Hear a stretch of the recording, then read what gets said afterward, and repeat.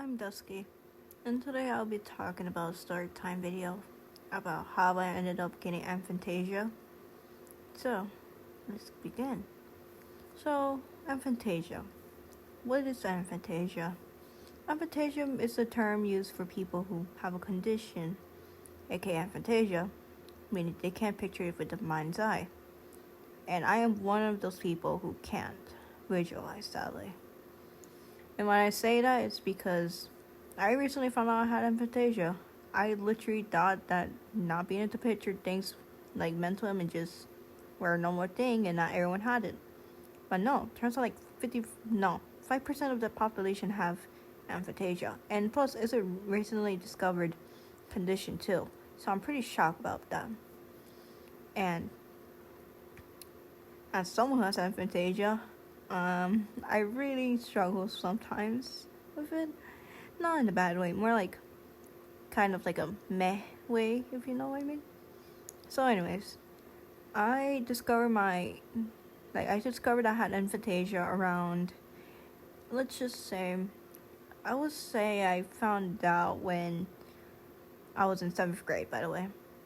And one day I asked my friends if they could have mental images, because in class we were supposed to do a meditation section and we're supposed to mentally have images in our mind, and I was struggling a lot actually, so I was pretty upset. So I asked my friend if they were able to imagine. They're like, yeah, I picture it, it looked so real. By the way, we were supposed to picture a bunch of grapes apparently. I don't know why, but so I was pretty shocked because I'm like, what the fuck? Like, I did not understand how the fuck they did it. And I'm like, are you using magic or some shit? And they're like, no. I'm like, what the fuck?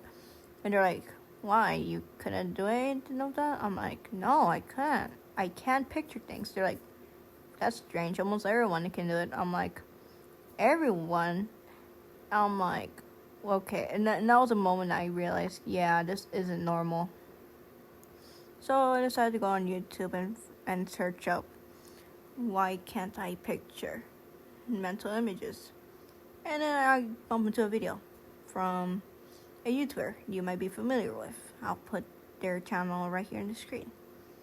They explain the meaning of aphantasia and what's it like being aphantasia. They even gave you a test too at the beginning of the video. And when I took that test, by the way, I realized I fell into one scale category. I couldn't see dark, I couldn't see anything. No light, nothing. There was no image there. It's like I was taking a photo, but if the camera did not process the photo properly and it was just pure black. That's how I saw it.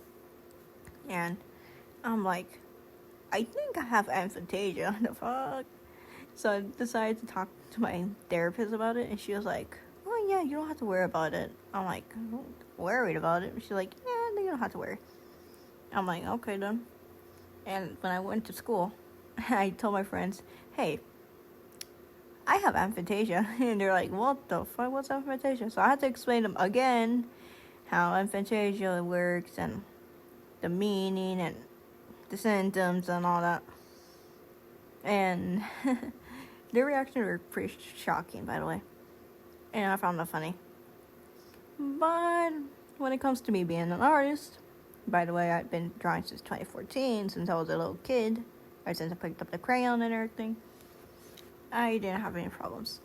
And my suspected reason why I ended up getting aphantasia was because of the incident I had around when I was like 4 or 5 years old, when I got my first head injury. That wasn't very serious, but I feel like it played a part in this story, by the way.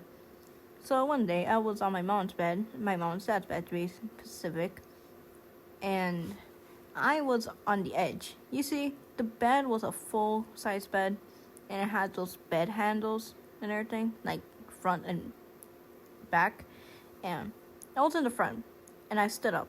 For some dumb reason, I wanted to recreate that scene from Puss in Boots where Humpty Dumpty just falls off the edge.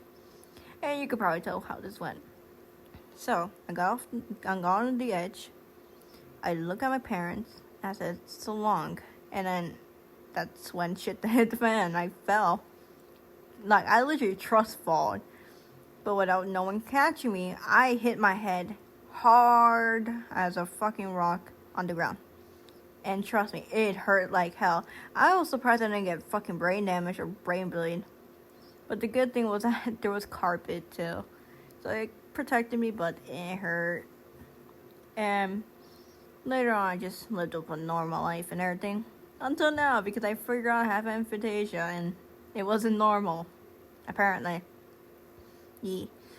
Legit. So I was suspecting, wait, could have been the head injury that I ended up getting aphantasia. And I hate the fact people told me, oh my god, I am so jealous. You can't imagine things. You know, and that's what I'm gonna tell you to shut the fuck up for a moment. Just because I can't imagine doesn't mean you should be jealous about it. Listen, I am mostly upset because not only because I have aphantasia, but because of the fact I can't picture things, aka mental images. Let's just say I'm doing artwork, right? I will literally constantly have to use reference in order to help me. Because I can't picture anything in my mind. So either I just draw random lines and scribble scrabbles and try to do whatever the fuck art does. Let the art juice flow. Like, I mostly get upset. But mostly I'm always annoyed at the fact that people be like, oh, when people say dirty jokes, you can't imagine it. That's so cool. Like, shut the fuck up for a moment. Like, just because I can't imagine doesn't mean it's a good thing. Because I always feel bad when someone says, oh my god, can't you imagine this and that? And I'm like, yeah. Yeah, I can totally imagine. But not really. So, does aphantasia affect my memory? Nope. I mean, kind of. Because most of my memories are people's faces being blurred, splotched, parts of their body are being splotched. Let's just say I'm picturing my mom or my boyfriend. I actually get use my boyfriend as an example, by the way. I mean, when I try to remember things, I know voice. I can hear the sounds of the memories, but I don't see the memories. So I don't know what that has to do, but I feel like that's part of aphantasia. And when it comes to dreaming, yes, I'm able to dream. By the way, it's like blurred splotches everywhere. For example, I had this dream with me and my boyfriend who was hanging out. At first, when I saw him at my house, I was like, what the fuck? Who the fuck are you? Until he spoke. I'm like, oh shit, it's him. And yeah, I was very confused in that dream for some reason. And yeah, basically that. And I wasn't sure if aphantasia had to do with that, but it's fine.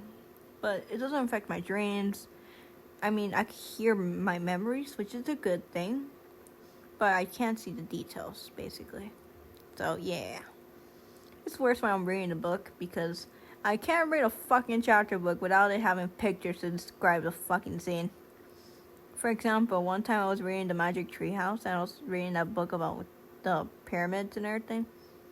And I was reading it, and I just see the fact that they're describing details of the place and everything. I'm like, what does this place fucking look like? Because literally, like, I couldn't picture it, not even one bit, until I had to look up and Google each of the places were, and then, yeah. So anyways. So, what's it like being an aphantatic while being an artist? It's hell. To be honest, for me, it's hell. Other artists who have aphantasia might find it easy, but for me, I find it a bit difficult, especially when I'm trying to draw and everything. Because I need to let the art juice flow by itself instead of picturing things. Because I can't.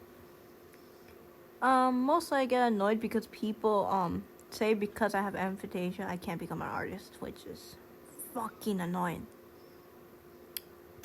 Not only that, I will say this right now.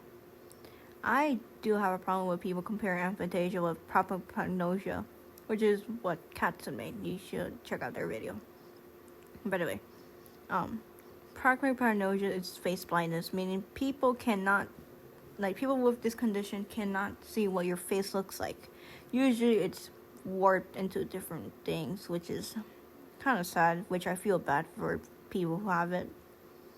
So people compare that to aphantasia and propagnosia, despite them not being the same thing. Propagnosia being not able to see people's faces, and aphantasia not being able to see with the mind's eye. Sometimes these things can warp into one thing, but I'm not sure because I don't have propagnosia, and I really hope I don't have it. Because if I did, I would have been so upset. But anyways, I once get annoyed because people think people with these conditions can't do anything. People with disabilities can't do art or anything they like. Like, I get it, but still, you can't never focus more on the negative things. Think of the positive things. Think of what we can do. For example, if I have aphantasia and everything, I can still do art. Literally, all I needed was a reference to help me guide myself to art, by the way. Yes, me getting the head injury and everything was a bit too dramatic, but hey, I didn't go to the hospital because of it, which is a good thing. So, basically, how am I right now? So, ever since I discovered my aphantasia and everything, I've been doing great right now, actually.